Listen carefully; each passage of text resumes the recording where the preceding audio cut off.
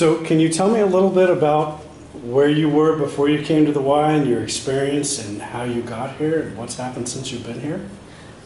Sure. I was living in another town, and what brought me here was a lot of different things, actually. I was having a really difficult time financially. I had a family member. It was probably the last family member I had, and he was helping to support me financially during some down times. I had a small 401k plan and a small savings, but during that time I was having a lot of mental health issues and crises, and I was trying very, very hard to work. During the time I was living in an efficiency, and I was struggling to maintain jobs. There was a lot of turnaround where I was going from one job to another to another. Somehow I managed to do well in my interviews, but I was I was not able to maintain the jobs for a long period of time due to mental health issues and side effects from medications. And So how did you end up coming here? I finally decided to file for disability. I guess I gave into my pride, and I decided to file for disability, for Social Security disability, after several failed job attempts. And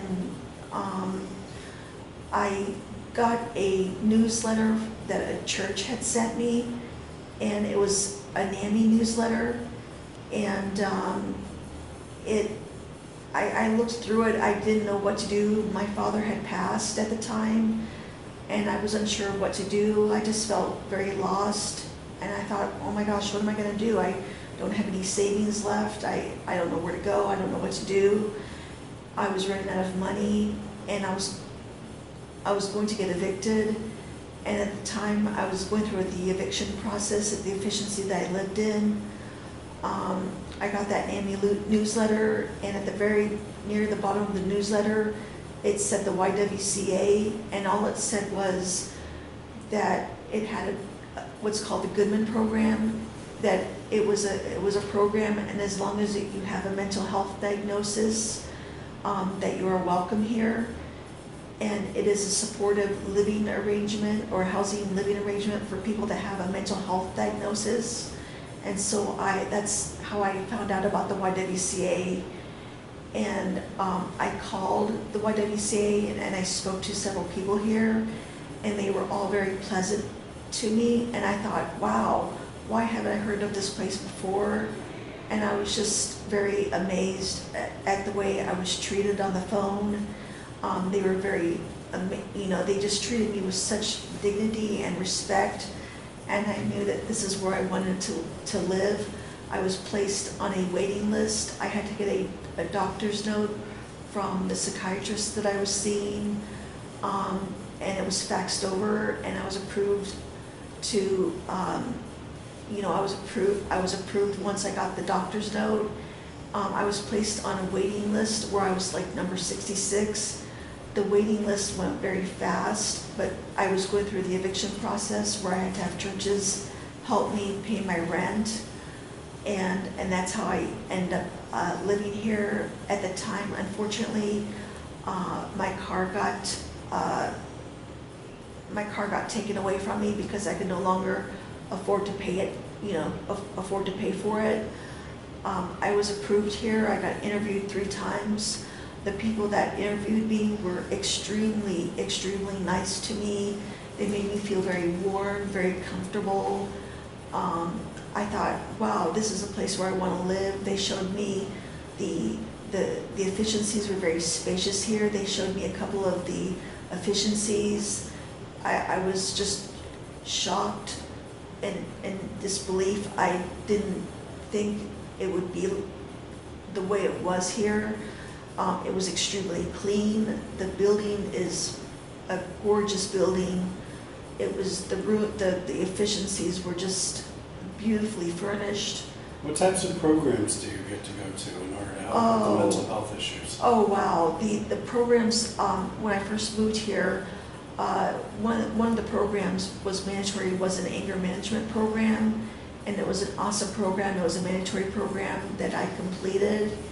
And when I first moved here, there was also an awesome culinary arts program where we learned, there was an intermediate, like a beginner, intermediate, and advanced culinary arts program. The instructor of the culinary arts program was a wonderful lady. Unfortunately, we don't have a culinary arts program anymore. However, we do have several programs here that I love.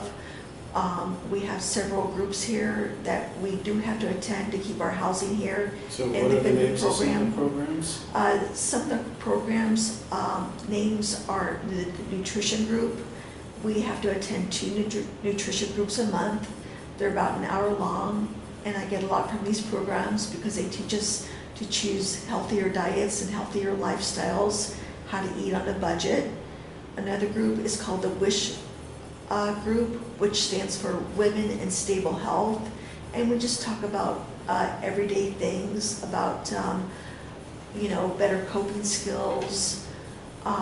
We also have what's called the M&M group, which stands for Medication and Meditation, in which we talk about any kind of medication side effects. There's a wonderful psychiatric nurse that comes in and teaches that group. And we get a lot out of that group. She comes in once a month and teaches the group. We also have a very nice lady here that does the medication monitoring program, and she does 2 groups. She does what's called a life group, which we have to attend once a month, and basically that can involve any kind of like life skills such as budgeting. It could be anything about gaining better skills, learning better skills. It could be anything. It could be kind of like any topic that we choose or that she chooses. And then we also have what's called an action group, where we play games or we learn kind of like a lot of fun things to do. And we have like a lot of fun in the action group. So we have like the nutrition group, the WISH group, the medication and meditation group. We also have a brand new group that we're all very excited about. It's called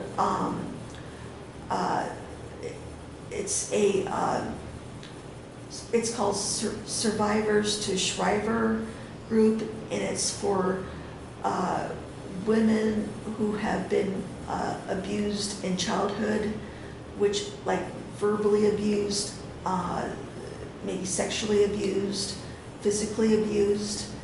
It is not a mandatory group, but there are 2 ladies that come and teach it from the outside, and these are 2 wonderful ladies, and they come on the first Friday of the month and this last Friday of the month, and I attend these groups. It is a non-mandatory group, but I've been getting a lot out of this group. It's been very awesome because I'm learning a lot about myself in this group, and there's a few other women that do come to this group, and it's just a wonderful group, and a lot of the groups here that they have here are extremely helpful. I've learned a lot from these groups, and hope that they continue groups like this, because the groups have been exemplary.